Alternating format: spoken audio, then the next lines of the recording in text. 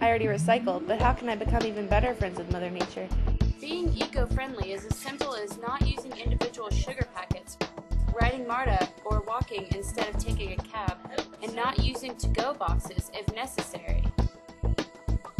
Help your environment. Do more. As hundreds of residents came to kick off Decatur's community planning for the next 10 years, it was clear there would be voices from every corner of the city's landscape. Decatur 2020 roundtables will create a vision for what residents imagine the city might be in 10 years. The process has two phases: small group discussions, which have begun and will continue through early June with a final report due in August, and a planning process with a strategic plan set for the fall of 2010. I will feel like we are successful if at the end of this process, people that have been involved say of it, it was fair, it was open, it was transparent, there were not hidden agendas. Those that chose to be involved were able to be involved and were able to bring all of their thoughts and ideas to the table. And that out of this has come a vision that will drive us for the next 10 years in the life of this city.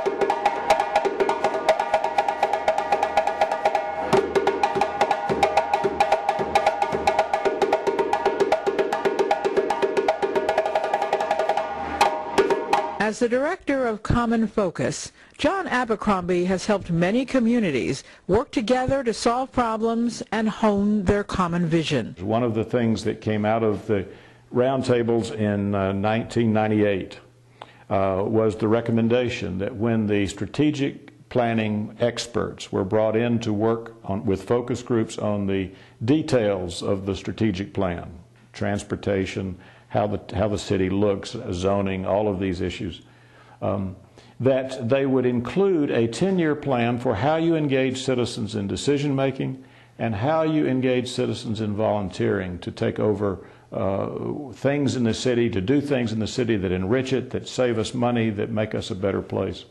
As the 2020 discussions begin, Jon Abercrombie says the most important thing people can bring to the table is openness, energy, their best ideas, and the ability to listen. The magic of a process like this is not just how many good ideas are generated, it's how people are changed in that process and how they become committed to the community and committed to ways that they can bring their own gifts to bear.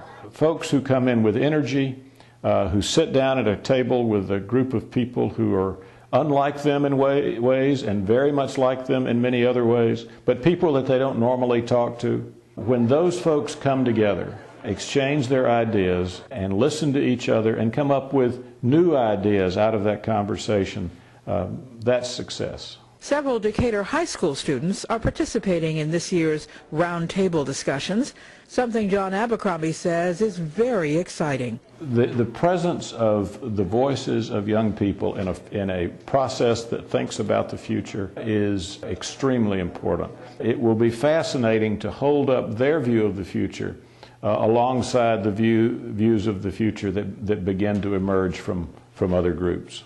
The City Schools of Decatur will begin its own strategic planning process later this year. Abercrombie says there are practical reasons why these two processes may need to be done separately. That doesn't mean that there are not ways to integrate in both of those conversations questions about how can we best work with this major partner of ours, these significant institutions that desperately need each other if their work is going to be successful. Our lives and fates as a community are intermingled.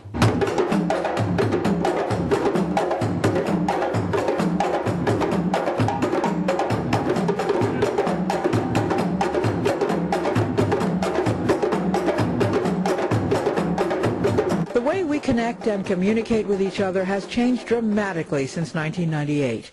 Abercrombie is excited about the role new media is already playing in Decatur's roundtable discussions. If you see the work of Scott Doyen and the others who've worked on the website, the way we connect and communicate is already different. That's only going to accelerate So our hope is not only will we think about how we build on that over these next 10 years, but how we use it during the course of this event. One of the things that we'll likely do is have meetups where folks sort of connect through the internet, show up at a place in town, maybe at a bar or some other place, and have their conversations about the future of Decatur there. Capture those ideas and bring them in. There'll be opportunities for surveys, for people to give feedback, even those that are unable for whatever reason to be physically in one of the conversation circles. Jon Abercrombie and his wife Frances are longtime Decatur residents.